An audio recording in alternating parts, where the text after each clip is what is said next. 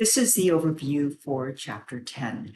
In Chapter 10, the focus is intimate life, or what we could more easily call family life, relationships.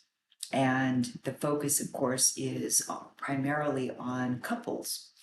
And if you think about it, we do see quite a few mixed couples or biracial couples, etc. But 65, 70 years ago, you would have seen very few. Very, very few. And those that existed very likely had a difficult time in their communities, with their family members who perhaps were not very happy about their relationship. And one of the cases that is covered in this chapter is the Loving versus Virginia case. It's the case of a white man and a black woman who married in another state, and their home state, people did not recognize their marriage. And so they filed a lawsuit. This case went all to the U.S. Supreme Court, and in 1967, the U.S. decided this case and said that who we marry is an individual right, it's a personal right, and the government doesn't have the right to police it. In 1948, there was another case that's a California case, the case of Bettis versus Sharp. It was a California Supreme Court case, so it didn't apply nationwide, but it did apply in California, because at one time, believe it or not, California prevented whites and brown people from marrying.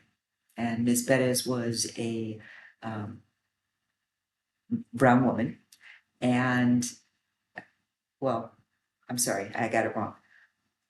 Ms. Bettis was a brown woman, her fiance was a black man, and blacks and whites could not marry in California at the time.